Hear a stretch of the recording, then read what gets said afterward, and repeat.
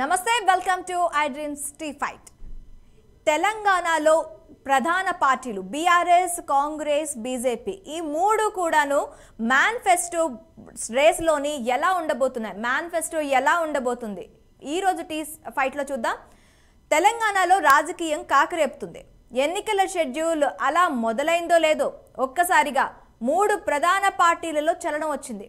గెలిపే లక్ష్యంగా దూకుడు రెట్టింపు చేశాయి.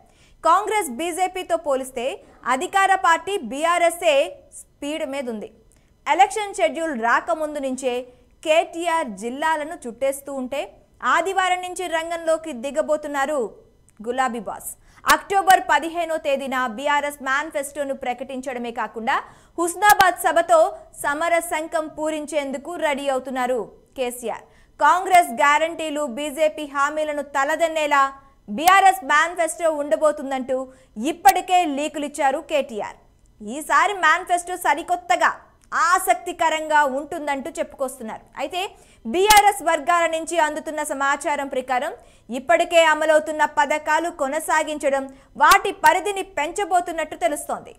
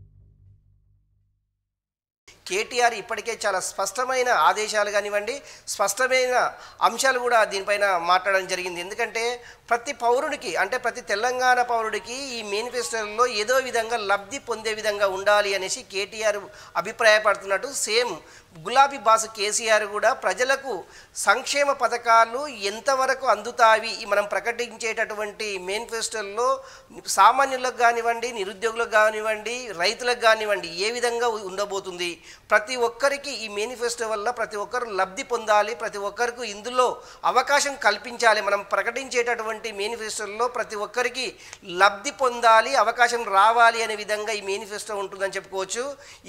అంటే కాంగ్రెస్ ప్రకటించినట్టు సూపర్ 6 ఏదైతే ఉందో ఉచిత ఆర్టీసీ ప్రయాణం కానీ, లేకుంటే గృహలక్ష్మి కానీ రకరకాల మేనిఫెస్టో ఏదైతే ప్రకటించిందో ఆ సూపర్ 6 సంబంధించింది దాని తలదన్నే విధంగా బీఆర్ఎస్ ప్రకటించబోతుంది. రేపు హుస్నాబాద్ 16వ డేట్ నాడు కేసీఆర్ చేతుల మీదుగా ఈ మేనిఫెస్టో ఏంటంటే నిజంగా కూడా కాంగ్రెస్ ప్రకటించినట్టు ఇప్పటికీ కర్ణాటక రాష్ట్రంలో అమలవుతున్నటువంటి, అదేవిధంగా ఢిల్లీలో అమలవుతున్నటువంటి మహిళలకు ఉచిత ఆర్టీసీ ప్రయాణము అనేది చాలా సులభతరమైంది. ఎందుకంటే ఆర్టీసీలో ప్రయాణించడము మహిళలతో పాటు కొంతమంది మహిళలకు పెద్ద ప్రాధాన్యత ఇవ్వడం లేదంటే మహిళల యొక్క ఓటింగ్ శాతము ఎప్పుడే కానీ మహిళల అంటే ఓటు వినియోగించుకోవడంలో పురుషుల కంటే మహిళలే ఎక్కువ ప్రాధాన్యత చూపుతారనే ఉద్దేశంతో కేసీఆర్ అలాంటి పథకాలు ఏమన్నా అంటే మహిళలని ఆకర్షించే విధంగా ఏమైనా పథకాలు ఈ యొక్క మేనిఫెస్టోలో చేరుస్తారా అనేసి అయితే ఒక ఆశాభావం అయితే వ్యక్తమవుతుంది.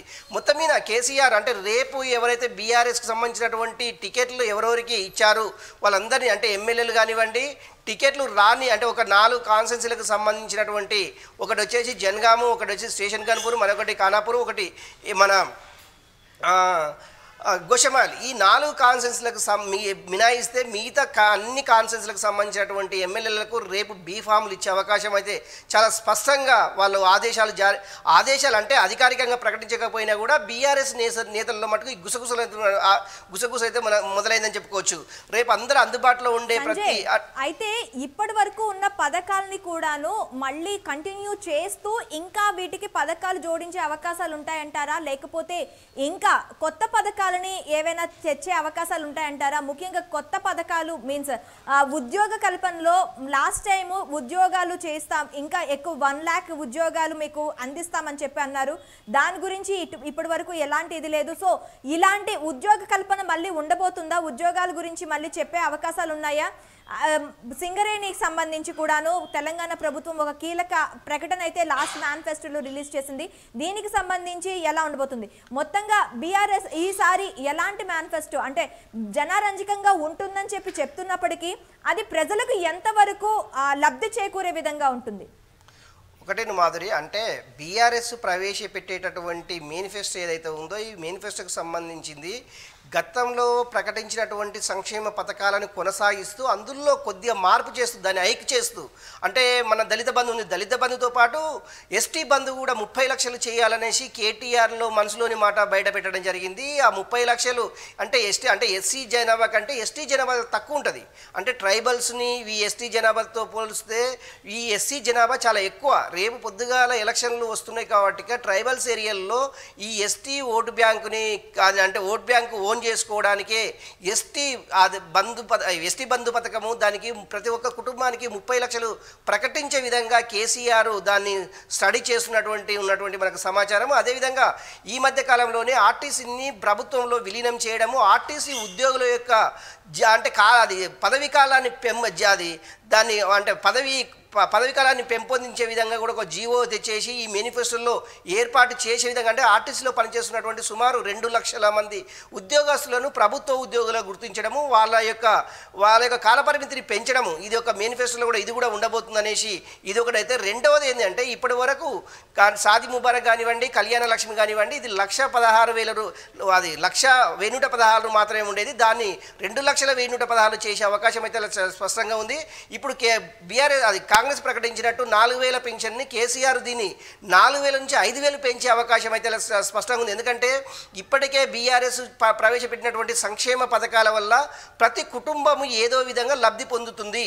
అందులో భాగంగానే బీఆర్ఎస్ పైన ఒక నమ్మకం ఏర్పడిందనేసి బీఆర్ఎస్ గులాబీ బాస్ దీనిపైన యోచిస్తున్నట్లు సమాచారము. ఒకటి అంటే ఏదో డైరెక్టా ఇండైరెక్ట్ కాకుండా గులాబీ అంటే బీఆర్ఎస్ ప్రకటించినటువంటి సంక్షేమ పథకాల్లో ప్రతి కుటుంబము ఏదో విధంగా వాళ్ళకు బీఆర్ఎస్ మేనిఫెస్టోలో ముఖ్యంగా నీళ్లు, నిధులు, నియామకాలు ఇది లాస్ట్ మనకి మేనిఫెస్టోలో కనిపించిన మెయిన్ ఎజెండాతో ముందుకెళ్లారు. అదే ఎజెండాని ఫుల్ఫిల్ చేస్తూ వచ్చారు. మరి ఈసారి నీళ్లు, నిధులు, నియామకాలు విషయంలో బీఆర్ఎస్ ఎలాంటి ముందడుగు వేయబోతుంది? ఒకటి నీళ్లు, నిధులు, నియామకాలు అనేది ఎప్పుడైతే తెలంగాణ ఉద్యమ సమయం నుంచి మనము తెలంగాణ రాష్ట్రం ఏర్పడిన వెంటనే నీళ్లు, నిధులు, నియామకాలు ఏర్పాటు చేసుకోవాలనేసి ఆ స్లోగన్తో బీఆర్ఎస్ అధికారంలోకి వచ్చింది. దాన్ని వెనువెంటనే ఎప్పుడైతే నీళ్లకు సంబంధించినటువంటి కాళేశ్వరం ప్రాజెక్టు ఇప్పటికీ తెలంగాణ రాష్ట్రంలో ఉన్నటువంటి ఒక 5 జిల్లాలకు సంబంధించింది సస్యశ్యామలంగా తయారు చేశాము. నీళ్ళ వల్ల అంటే ఎత్తిపోతల వల్ల ప్రతి రైతు లబ్ధి పొందాడు. ప్రతి రైతు వ్యవసాయానికి గతంలో బీడు భూములుగా ఉన్నటువంటి పొలాది భూమి మొత్తం ఇప్పుడు సస్యశ్యామలంగా తయారని తెలిసి కేసీఆర్ ఇది అంటే తెలంగాణ రాష్ట్రము మిగతా రాష్ట్రాలకు ఆదర్శంగా నిలవాలనే ఉద్దేశంతో ఈ యొక్క నీళ్లు, నిధులు, నియామకాలు అందులో భాగంగానే నీళ్లు ఏదైతే ఉందో ఎత్తిపోతల పథకం ద్వారా ప్రతి రైతుకు నీళ్లు అందే విధంగా ఏర్పాటు చేయడం జరిగిందనేసి ఇప్పటికే ప్రతి బహిరంగ సభల్లో కేసీఆర్ ఇది చెప్తూనే ఉంటారు. నిజంగా కూడా గతంలో కంటే అంటే ఓకే ఆ ఎత్తిపోయడం వల్ల రాష్ట్ర ఆదాయానికి గండి పడుతుందా పడదా అనేది పక్కన పెడితే రైతులకు మాత్రం దీనివల్ల కొంత మేలు జరుగుతుందని చెప్పుకోవచ్చు.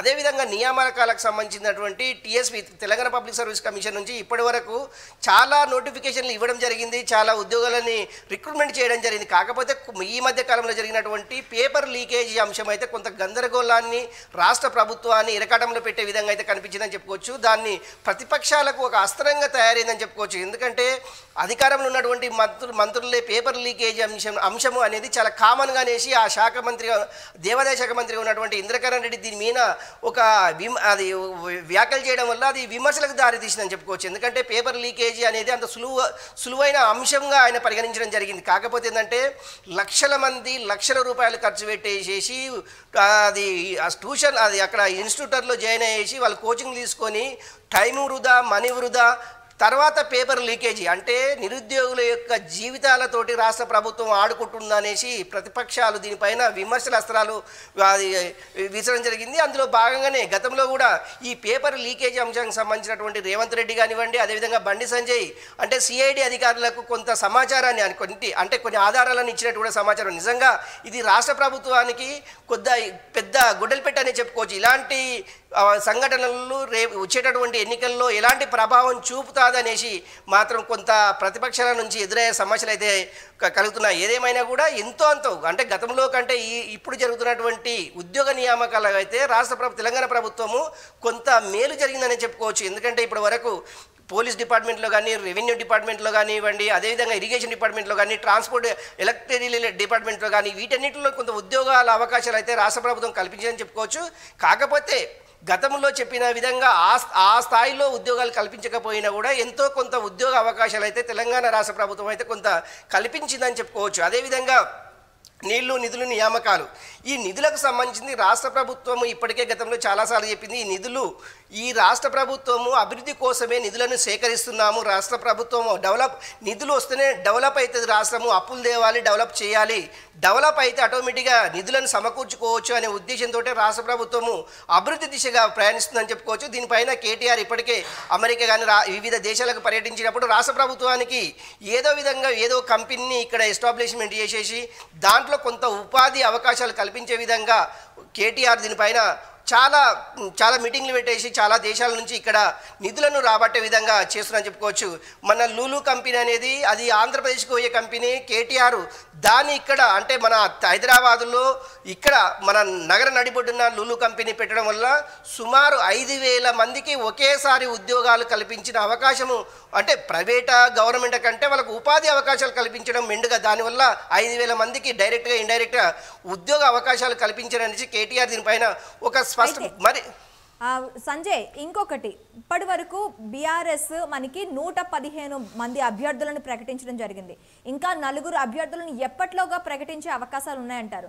బీ ఫార్మ్స్ ఎంతమందికి ఇప్పుడు సభా వేదికగా ఇచ్చే అవకాశాలు ఉంటాయంటారు?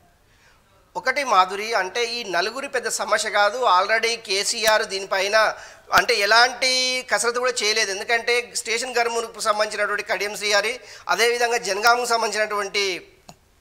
సంబంధించినటువంటి పల్లా రాజేశ్వరరెడ్డి, అదేవిధంగా గోషమాలకు సంబంధించినటువంటి ఆయన నందు బిలాల్ అనేసి ఈయన బీఆర్ఎస్ పార్టీలో చాలా సీనియర్ మోస్ట్ లీడరు, అతనికి కట్టబెట్టి. ఎందుకంటే గోషమాలకు సంబంధించినటువంటి ఇంత ప్రాధాన్యత ఎందుకు చర్చ జరుగుతుందంటే గోషమాల్ అనేది నార్త్ ఇండియన్స్ అంటే హిందీ మాట్లాడేటటువంటి ఓటర్లు అంటే జనాభా ఎక్కువ. అందుకనే హిందీ మాట్లాడే వాళ్ళకే ఈ యొక్క ఎమ్మెల్యే టికెట్ కట్టబెడితే వాళ్ళ యొక్క సమస్యలు నేరుగా వచ్చేసి హిందీలో చెప్పుకునే అవకాశం ఉంటుందని కేసీఆర్ కానీ కేటీఆర్ కానీ దీనిపైన కొంత సమాలోచనలు చేయడం జరిగింది. అందుకనే గోషమాల్ని పెండింగ్ పెట్టడానికి ఏంటంటే ఇందులో నార్త్ ఇండియన్స్ని ఎన్నుకోవాలి, నార్త్ ఇండియన్స్గా టికెట్ ఇవ్వడం వల్ల ఉపయోగం ఉంటుంది. అందుకనే రాజాసింగ్ 2 సార్లు గెలవడానికి రీజన్ ఇది ఒకటే అని చెప్పుకోవచ్చు. అందులో భాగంగానే బిలాల్కైతే నందు బిలాల్ అయితే ఈ యొక్క టికెట్ కట్టబెట్టే అవకాశం కనిపిస్తుంది. ఇది అంటే ఈ 4 టికెట్లు పెద్ద సమస్య కాదు. కాకపోతే రేపు అందుబాటులో కాదు ప్రతి ఒక్కరు ఎమ్మెల్యే స్థాయి అధికారులు కానీ ఎవరైతే ప్రకటించారో అంటే ఎమ్మెల్యేని ప్రకటించారో వాళ్ళందరూ వచ్చేసి ప్రగతి భవన్లో బీఫాములు కేసీఆర్ చేతుల మీదుగా తీసుకునే అవకాశం ఉంది. ఎందుకంటే ఈరోజు అమావాస్య, రేపు ఆదివారం కనుక మంచి రోజు ఉంది కనుకనే రేపు ప్రతి ఒక్కరు వచ్చేసి బీఫామ్ తీసుకోవాలి. ఈ బీఫామ్ తీసుకున్న వాళ్ళందరూ ప్రతి ఒక్కరు హుస్నాబాద్లో జరిగేటటువంటి 16 భారీ బహిరంగ సభలో అందరూ పార్టిసిపేట్ చేయాలి. ఆ రోజు ఈ మేనిఫెస్టోకి సంబంధించింది విడుదలవుతుంది. ఈ మేనిఫెస్టోని పబ్లిక్లోకి ఏ విధంగా తీసుకుపోవాలి, పబ్లిక్లో అంటే కామన్ పబ్లిక్కి అర్థమయ్యే విధంగా ఈ మేనిఫెస్టోని ఏర్పాటు చేయాలి. ప్రతి అంశము అంటే వీళ్ళు పబ్లిక్లోకి తీసుకెళ్లేసి గతంలో కేసీఆర్ ప్రవేశపెట్టినటువంటి సంక్షేమ పథకాలను మరింత దానికి రూపుదిద్దేసేసి మరింత కొంత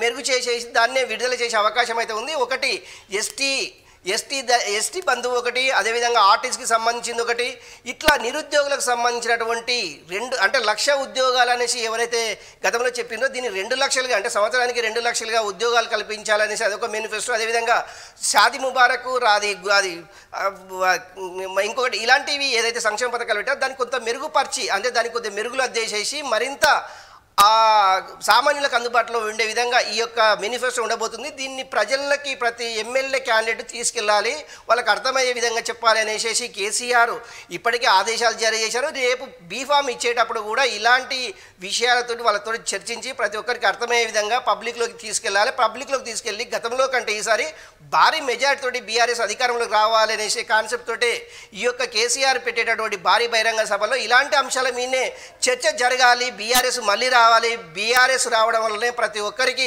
ఉపాధి అవకాశాలు వస్తాయి, ప్రతి ఒక్కరికి సంక్షేమ పథకాలు అందుతాయి అనే ఉద్దేశంతో కేసీఆర్ దీనిపైన పక్క ప్లాన్ తోటి ముందుకెళ్తున్నారని చెప్పుకోవచ్చు. మాధురి.